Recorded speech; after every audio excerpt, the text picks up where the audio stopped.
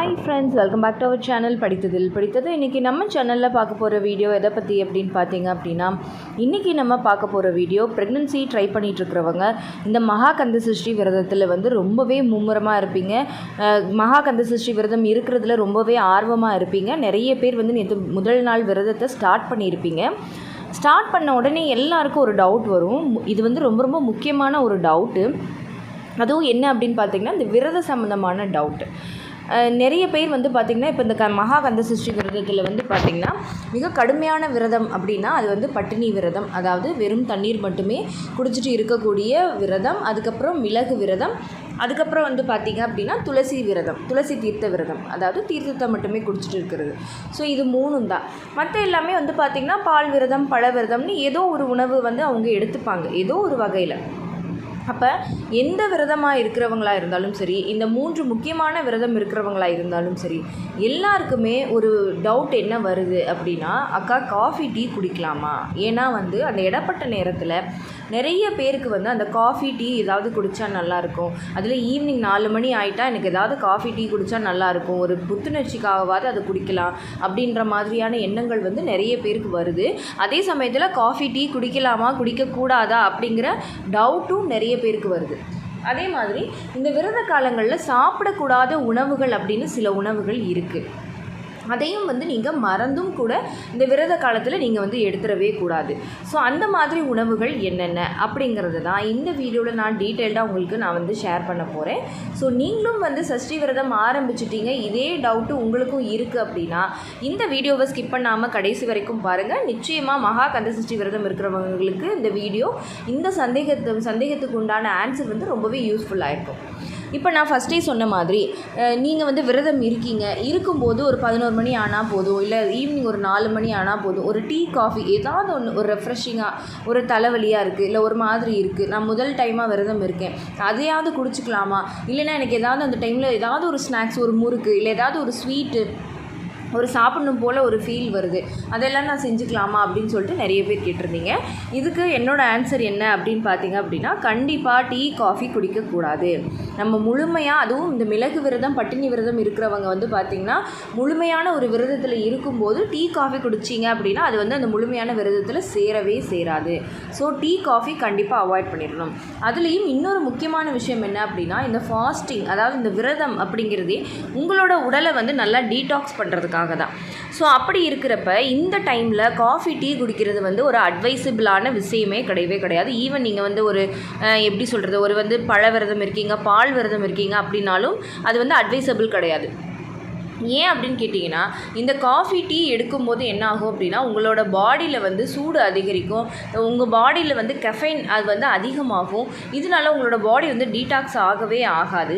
அது வந்து உங்களுக்கு அசிடிட்டி பிரச்சனையை ஏற்படுத்தும். ஏன்னா நீங்கள் வந்து அது வரைக்கும் எதுவுமே சாப்பிடாமல் இருக்கும்போது அந்த வெறும் வயிற்றில் நீங்கள் ஒரு காஃபியோ டீயோ குடிச்சிங்க அப்படின்னா உங்களுக்கு உடம்புல வந்து அதில் இருக்கிற இந்த கெஃபைன் அப்படிங்கிற வேதிப்பொருள் வந்து ஒரு அசிடிட்டியை ஏற்படுத்தி விட்டுரும். ஸோ இதனால் நிறைய பேருக்கு வந்து லாங் டர்மாக அல்சர் பிரச்சனை, அசிடிட்டி, கேஸ்ட்ரைட்டிஸ் ப்ராப்ளம் கூட வர்றதுக்கு நிறைய வாய்ப்புகள் இருக்குது.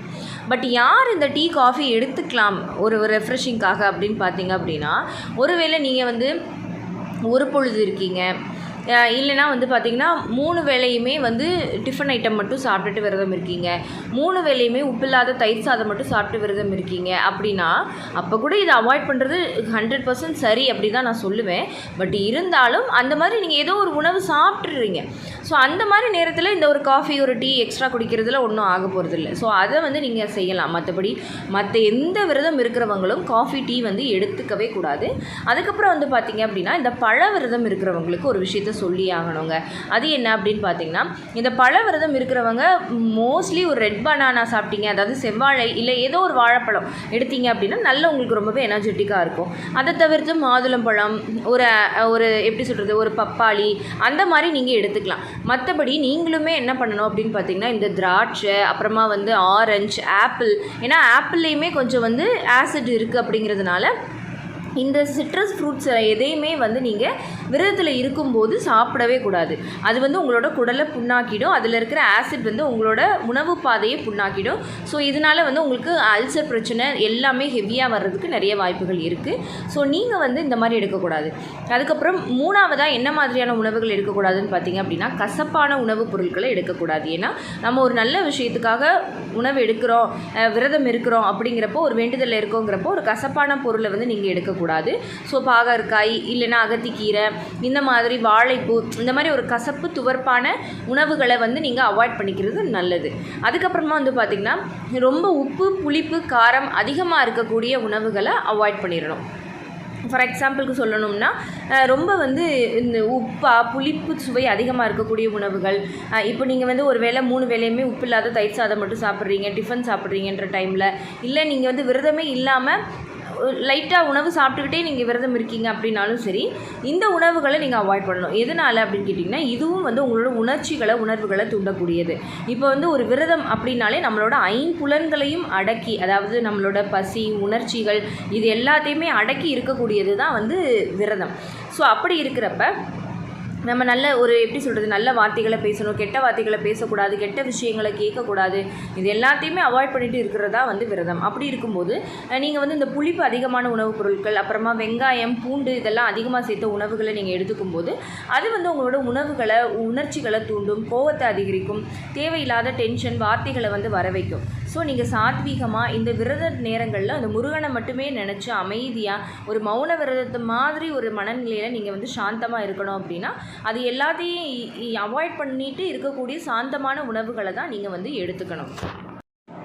ஸோ முடிஞ்ச அளவுக்கு இது எல்லாமே இல்லாமல் சமைச்சு அந்த மாதிரி உணவுகளை சாப்பிட்றது ரொம்ப ரொம்ப நல்ல விஷயமா இருக்கும். அதுக்கப்புறம் எல்லோரும் பண்ணுற ஒரு தப்பு என்ன அப்படின்னு பார்த்திங்கன்னா, நான் பழ விரதம் இருக்கேன், பால் விரதம் இருக்கேன்னு, எனக்கு பசிக்குதுன்னு அடிக்கடி பால் குடிக்கிறது, அடிக்கடி பழங்களை சாப்பிட்றது, அதே மாதிரி பசி அடங்குற வரைக்கும் ஒரு பழம் மட்டும் இல்லாமல் 2-3 பழங்கள் சாப்பிட்றது, அதே மாதிரி 2-3 கிளாஸ் பால் குடிக்கிறது, பசி அடங்குற வரைக்கும் அதெல்லாம் பண்ணுறது வந்து முற்றிலும் தவறான ஒரு விரத முறை. ஒரு பழ விரதம்னா ஒரே ஒரு பழம் மட்டும், அது எதுவாக இருந்தாலும் சாப்பிட்டு விட்டுறணும். திருப்பி லஞ்சுக்கு, திருப்பி டின்னருக்குன்னு அந்த மாதிரி தான் எடுத்துக்கணும். அதே மாதிரி பால்னா ஒரு கிளாஸ், சின்ன கிளாஸில் பால், அவ்வளோதானே தவிர வயிறு முட்டை அந்த பசிக்காக அதை வந்து நிறைய சாப்பிட்றது அப்படிங்கிறது ஒரு தவறான வழிமுறை. ஸோ அதையும் வந்து நீங்கள் பண்ணவே கூடாது. ஓகே ஃப்ரெண்ட்ஸ், இப்போ உங்களுக்கு தெளிவாக புரிஞ்சிருக்கும் அப்படின்னு நினைக்கிறேன். இந்த வீடியோ கண்டிப்பாக உங்களுக்கு யூஸ்ஃபுல்லாக இருந்திருக்கும்னு நம்புகிறேன். இந்த வீடியோ உங்களுக்கு யூஸ்ஃபுல்லாக இருந்திருந்தால் மறக்காமல் லைக் பண்ணுங்கள், கமெண்ட் பண்ணுங்கள். உங்கள் ஃபேமிலி அண்ட் ஃப்ரெண்ட்ஸுக்கும் இந்த வீடியோவை மறக்காமல் ஷேர் பண்ணுங்கள். அப்போ தான் எல்லாருக்குமே ரொம்ப யூஸ்ஃபுல்லாக இருக்கும். அண்ட் நம்ம படித்ததில் பிடித்தது சேனலை இது வரைக்கும் சப்ஸ்கிரைப் பண்ணாமையே பார்த்துட்ருக்கீங்க அப்படின்னா மறக்காமல் சப்ஸ்கிரைப் பண்ணிக்கோங்க. அண்ட் பக்கத்தில் இருக்கிற பெல் ஐகானையும் சேர்த்து கிளிக் பண்ணி ஆள் கொடுத்து வச்சுருங்க. அப்போ தான் தொடர்ந்து நம்ம சேனலை ஃபாலோ பண்ண முடியும்.